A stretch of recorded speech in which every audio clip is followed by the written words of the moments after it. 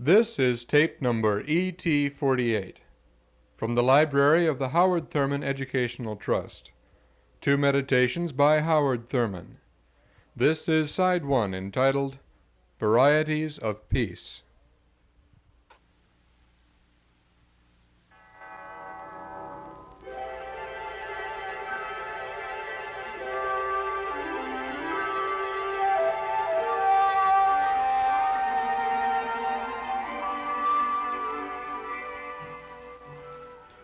Let the words of my mouth and the meditation of my heart be acceptable in thy sight, O Lord, my strength and my Redeemer.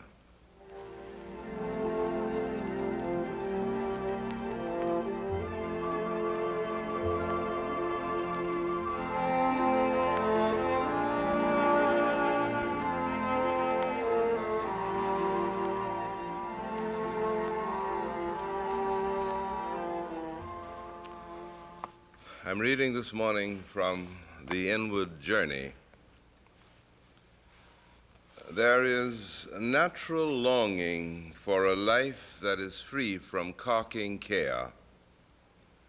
The important thing is not that we want to live in the empty monotony of sameness, but that what we want is to be relieved of the pressure of anxiety that comes from finding no escape from the things that make life hard.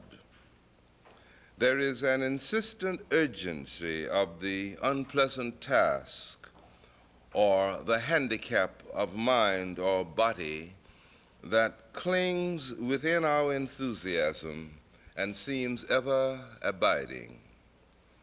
For many, there is the fear that a disease that has been put to flight will return in full force, laying waste the body and despoiling all the dreams of a lifetime. In fine, we want to be rid of the things that encumber, that make more difficult the journey which is set before us. Persistent anxieties, time-wearied weaknesses, uncontrollable and explosive tempers, scar tissues from old injuries, the troubled feeling that we can never quite define, owing to our intimate reaction to the impact of the age of violence in which we live. In our times of quiet, of meditation, either alone or in the midst of the congregation, we come to grips with what to us is our tragic fact, our private predicament. Patiently, we seek to detach ourselves and take a long look in two dimensions. One, at our lives, free of our burdens. The other, at our lives, underneath our load. It is then that we give wings to our longings. As we wait in the silence, sometimes clearly, sometimes feebly, an answer comes. With fumbling words, we give ourselves to prayer. Our Father, we want to be rid of that which comes between us and thy vision. Teach us how. We are but little children stumbling in the darkness. Do not reject even our weaknesses, O God, but accept us totally as we are. Work over us, knead us, and fashion us until at last we take on the character which is thy Spirit and the mind which is thy mind. We trust thee to do thy things in us, O God, God the Father of our spirits. Amen. There are many kinds of peace. there is the peace of relief, the peace that comes when you say to yourself, at last, that is over and done with. The peace that comes at the end of the day when you realize that there is nothing before you now but a long night in which to rest and to sleep. The sense of well-being that comes over one's spirit at such a time can be understood very easily and very well. Now, there's another kind of peace. There's a peace of exhaustion. The peace that comes because there is not left any energy, any will, any feeling tones with which one may even deal with a sense of weariness. In the old part of the Rock Creek Cemetery in Washington, D.C., there is an amazingly significant monument. It is erected on the grave of the wife of Henry Adams. It is a statue done by St. Gordon's. It is a rather striking statue. It is of a woman seated in a large chair. Her whole body is covered with a greenish bronze cloth that extends over her head and covers her entire body. Her right hand rests on the right arm of the chair. Her chin rests in her right hand. Her gaze is straight ahead. In her face, there is no feeling tones registering. There are no emotions.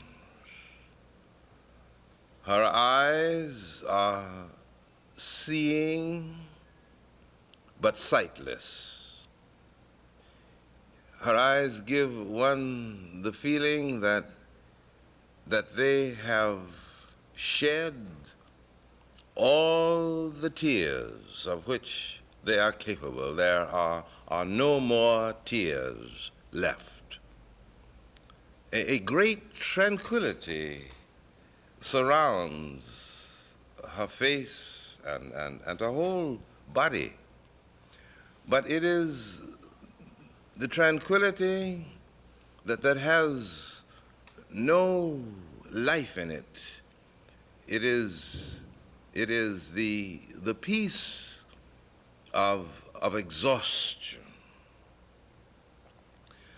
Now, there is this peace that we experience sometimes, and many people do not ever experience this. But it has to be recognized as one of the aspects of man's experience with peace and with this whole notion of peace and its impact upon the common life. Now, there is the peace of tension. I don't quite know how to put this. It is the peace that belongs to the zone of treacherous quiet when two forces that may be moving in opposite directions are stalemated. It is the peace of crisis.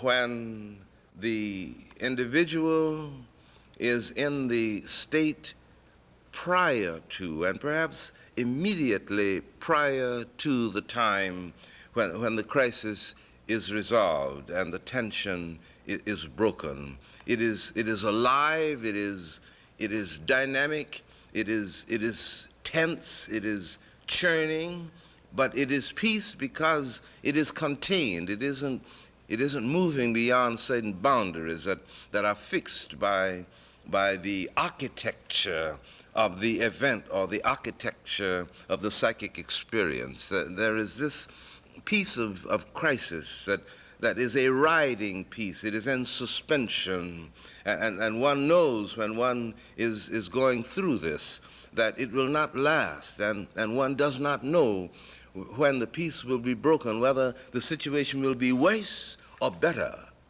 But there is this peace that belongs also to man's experience. And then finally, there is the peace that passeth understanding. It is the peace of God. It is the peace about which religion in its most profound dimension speaks. As one man has put it, that we can understand the kind of peace that comes when we are sick and get well, or when we are hungry and get food to eat, or when we are lonely and find friends. This sense of physical well-being or psychic well-being can be understood. But the peace that passeth understanding is the peace that comes when the pain of life is not relieved. It is the peace that comes shimmering on the crest of a wave of pain. It is the spear of frustration transformed into a shaft of light. This is the peace that transcends the logic of events. It is a peace that cannot quite be fitted into a scheme of order, of rationality sometimes, but it is a peace that invades the spirit. And a person cannot have this kind of peace unless he has something about which to be that tranquil. And the only experience that gives to man this dimension of peace is the experience which he has of the living God. For if for him God is the answer, this gives to him the peace that he seeks.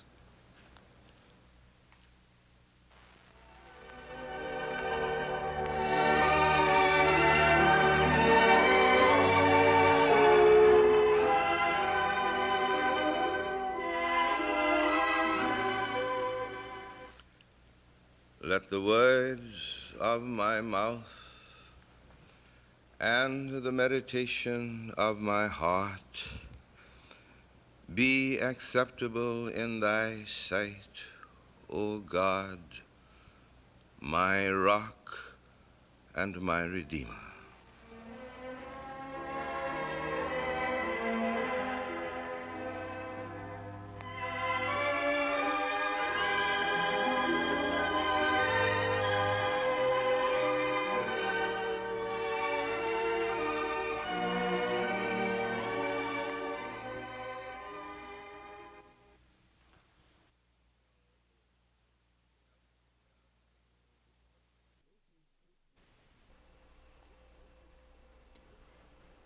This is tape number ET48 from the library of the Howard Thurman Educational Trust. This is Side 2, entitled Anatomy of Hate.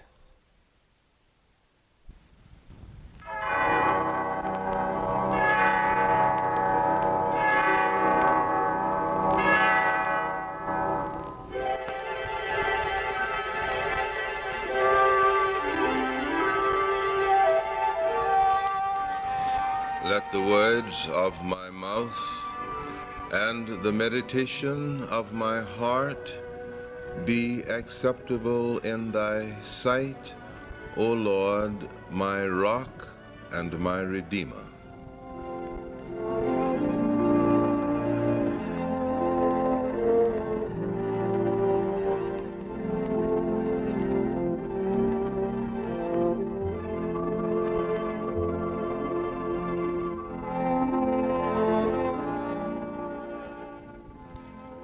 I'm continuing our thinking together about certain of the meanings of the 139th Psalm. Today, the lines are, "Do not I hate them that hate thee, and count them my enemies? I hate them with perfect hatred." There is a weary joy in all revenge when a man rejoices over the broken lances of his vanquished foe, leaves a man clean and fresh and free, or so it seems. It matters not the violence, the bitterness spewed out of his hating heart. Is there no law? The sowing and reaping, are they ever fulfilled? Can man escape the consequence? Can it ever be true? The enemy caught in my vital wrath, was he not reaping what was sown? The penalty of my revenge, was it but the operation of law? He had piled deed upon deed upon deed, reckless of all returns, emptied each pregnant hour of all the good, ringing it round with deeds that hurt and things that kill. Is that not so? In what he did, was he not enemy of good, of God? In my response, was I but a living thing in holy hands, carrying out a law of which I am a part? My hatred then is perfect, and I am free of stain. But am I? The vengeance which I execute becomes fresh seeds of violence sown, and I must reap, or all is void. It matters not the cause, the consequence remains. Vengeance is mine, saith the Lord, I will repay. I rest my soul at last in this, and find my peace.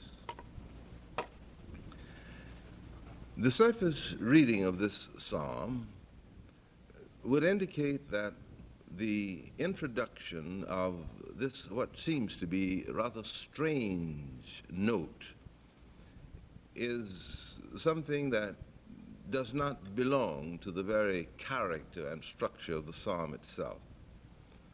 The psalmist is meditating about the experience of God, the all-encompassing dimensions by which his life is held in focus by God.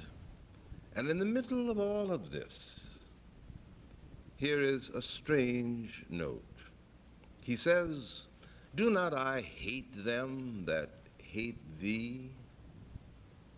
May I not count them my enemies, because they are thy enemies?" And then he says, I hate them with perfect hatred.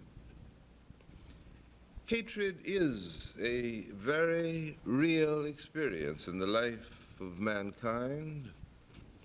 Very often we are tempted to deal with it rather sentimentally and superficially, ignoring what it has to say again and again in the story of man.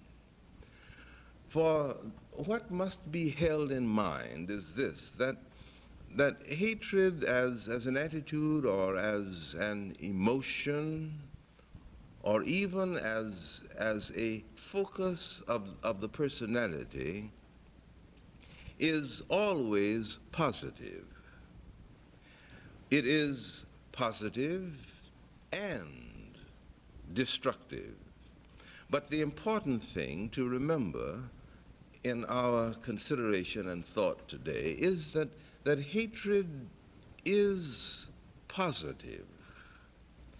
Sometimes an individual who finds that life has apparently organized itself against him, sometimes when it seems as if there is nowhere within the total context of his living is there any basis for self-estimate, for self-respect, any grounding of his personality in ways that affirm and confirm the self.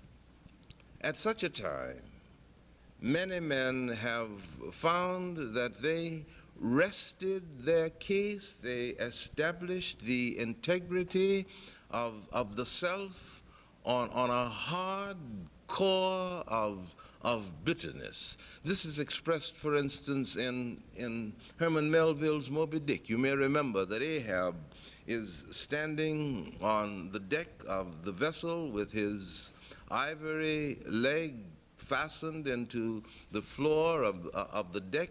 His leg had been bitten off some time ago by the white whale, and all of Ahab's life is organized around the consuming passion of having a primary face-to-face showdown with the white whale, which to him is the symbol of all that is evil. A storm is raging, and the vessel is plunging up and down and from side to side.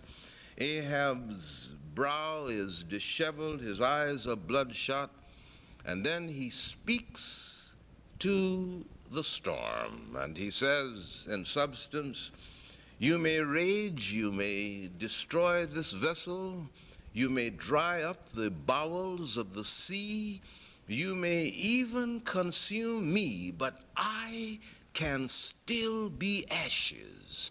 Now this is the settling down into the very lees of the self, finding a foundation upon which the individual may stand and affirm himself despite all of the things in his environment that would level him down and say he is of no consequence. Now, it is important to understand this positive dimension in which again and again hate and bitterness operate in human life.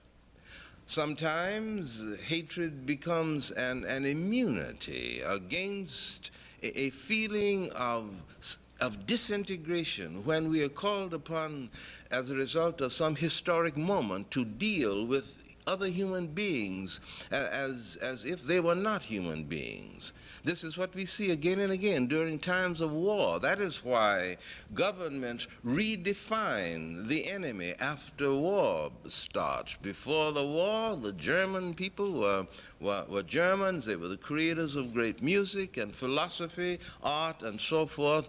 But given the fact of national conflict, it was necessary to redefine them. They became Huns, and the moment they became Huns, then it was open season. They were out of bounds as far as any of the sensitive ethical responsibility of individuals within our society were concerned, so that we could hate them, and then the hatred would become a wall behind which the tender self could remain, and then we would step out from behind that and offer all dimensions of hatred and bitterness without any loss of self-respect. This is why, for instance, sometimes you may have a friend who can't tell you what he really thinks of you until he loses his temper. Now, this is the principle that I have in mind. Now, nevertheless, hatred is destructive because it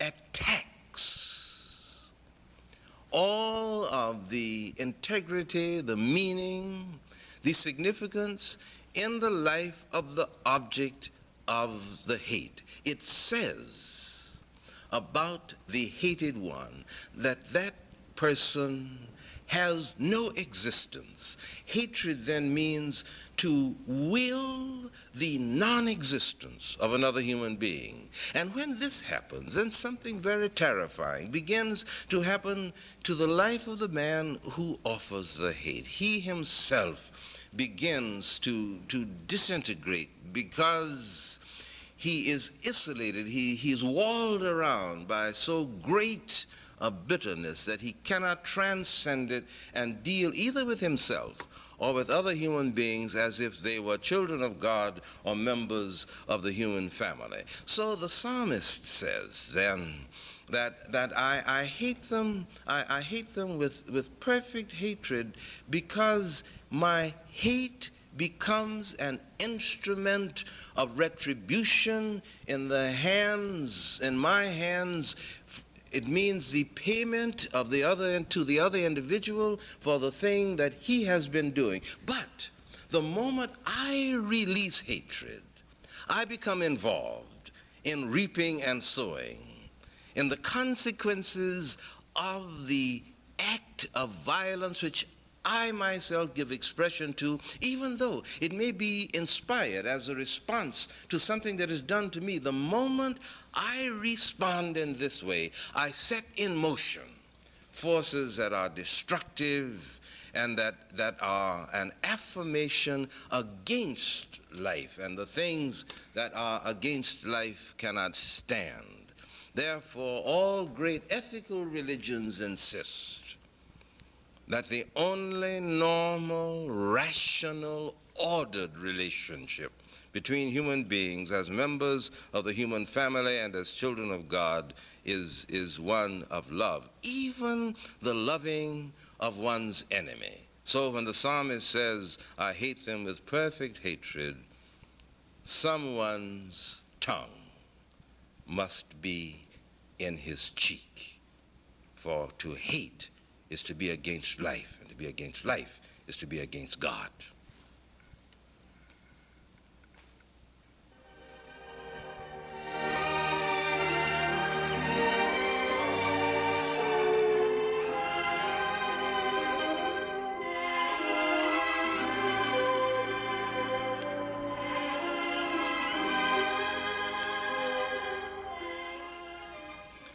Let the words of my mouth and the meditation of my heart be acceptable in thy sight, O Lord, my rock and my redeemer.